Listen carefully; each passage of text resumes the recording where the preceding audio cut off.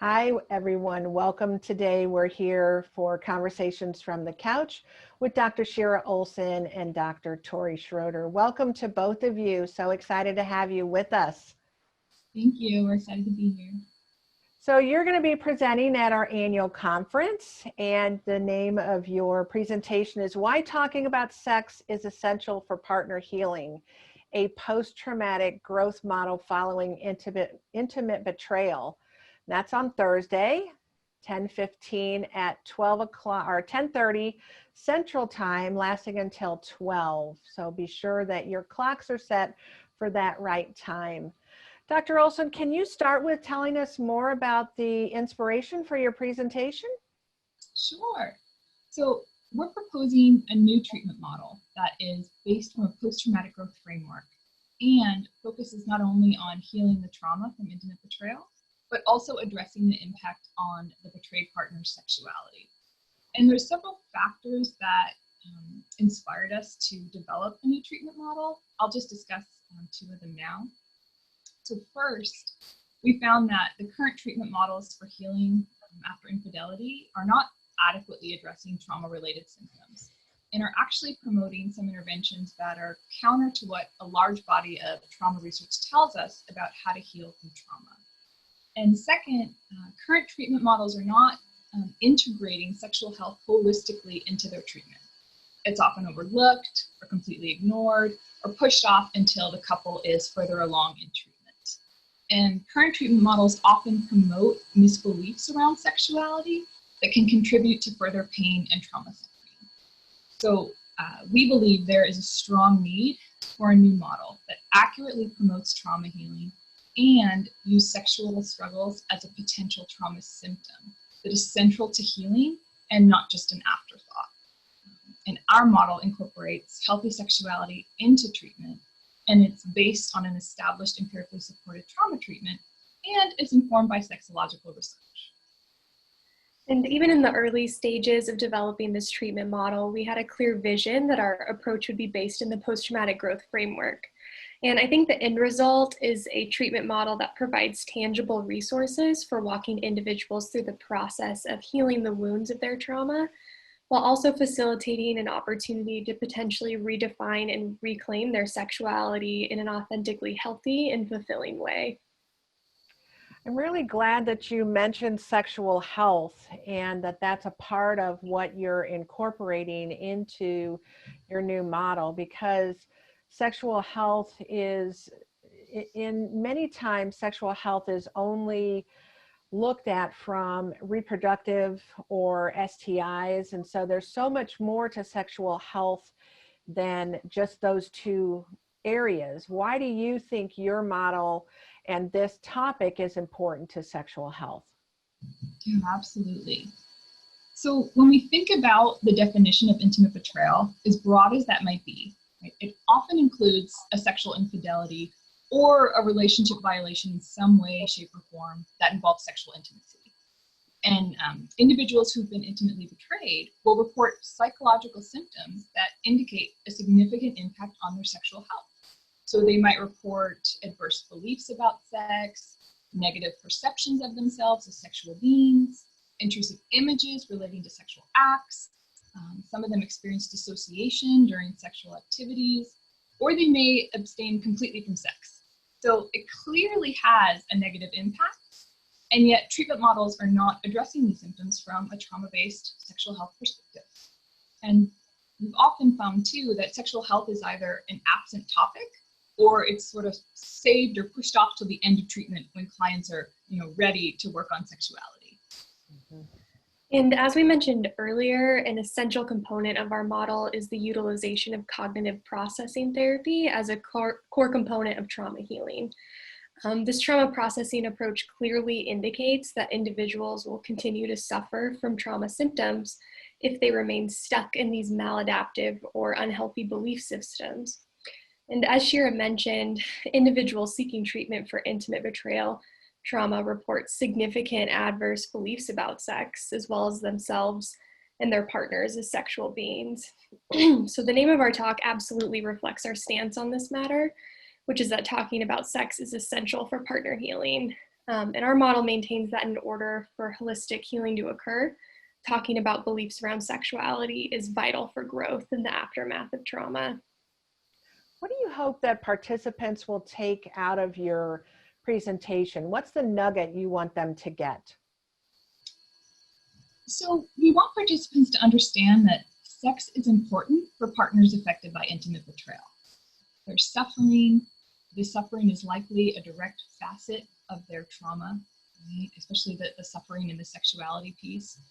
And they deserve treatment that will provide them relief in a way that will establish or reestablish sex as a joyful part of their life. And additionally, we hope that participants are able to take away tangible resources for conceptualizing sexuality as a core treatment topic and consider implementing this treatment model in their own practice.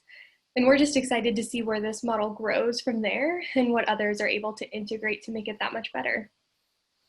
Fabulous. It sounds like a really important and exciting new model that's coming out of the work that you're doing. You're not new to SASH, Dr. Olsen, and certainly have been around a while and presented before. But as you think about this year's conference, and here we are virtual, of course, what excites you about some of the topics this year or about the conference in general? Yeah, I think the theme this year is great, and I'm looking forward to some of the panel discussions and what I anticipate is going to be some really good debates about different perspectives on problematic sexual behavior.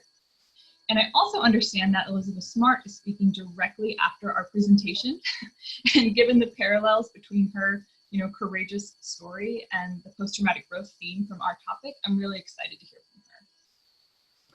Do you have anything to add? Yeah, this is my first time attending a SASH conference as well as presenting, so I just feel really appreciative to be able to learn from individuals who are also passionate about promoting their perspective on sexuality. And I'm also really looking forward to the discussions and the opportunity to hear from some of the esteemed panelists.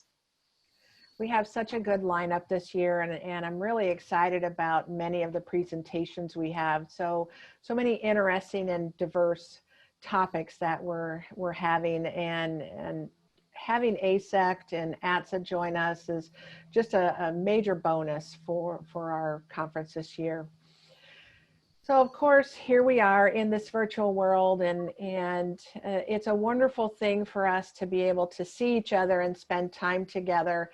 And it's also can be exhausting. What I want to know from both of you is, what benefits have you seen to being able to use a virtual platform? What benefits have been created or you've become more aware of for your practice as we're in this virtual world? Yeah, well, I certainly think we're able to reach a lot more people. And the interesting thing is, it's not that we couldn't reach them before, but now people are more accustomed, to sort of virtual type therapies, so folks who are more, outside of maybe city lines can get easier access to care. So I think that that's actually pretty neat. Yeah, I think it's really great. Our practice is really unique in what we offer and specialize in. So it's been really incredible to just reach people from all corners of the state as a result. So it's been great.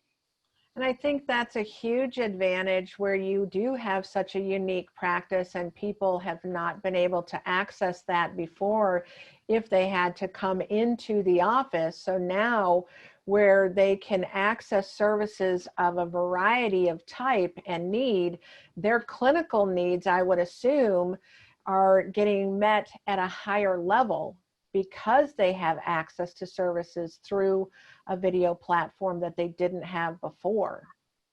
Mm-hmm. Absolutely. Yeah.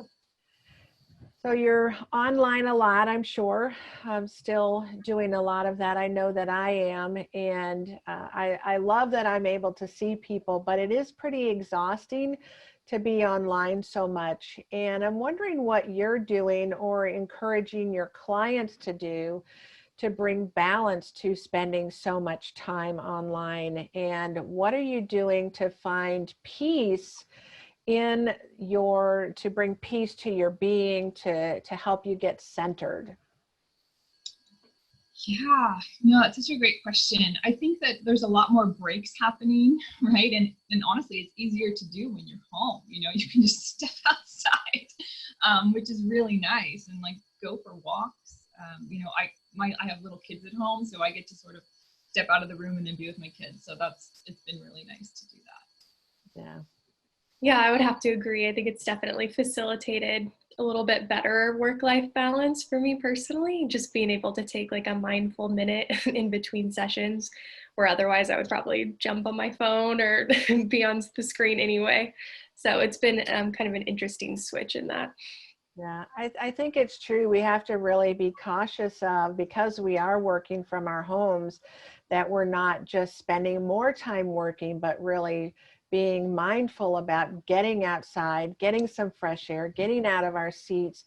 But at the same time, it's given us back some opportunities for connection, and it's given us back some time. I'm not having to drive to an office and spending all that time in Atlanta traffic, which is, if you've ever been here, you know, is absolutely horrific. So I am blessed with the ability to gain some time. Is there anything else that you want to share with us this morning about your presentation, or ways that people can reach you if they want to learn more? Yeah, so Tori and I are part of the same practice, specific behavioral health care in Bellevue, Washington. So, you know, they can always email us. We'll have our information at the presentation if they want to learn more. You know, it's 90 minutes to present a brand new model. So, you know, I think we're gonna give as much helpful information as we can. But I would imagine for folks who actually want to apply the model in their practice, they might need to reach out, you know, to maybe get a little bit more info. Okay, great.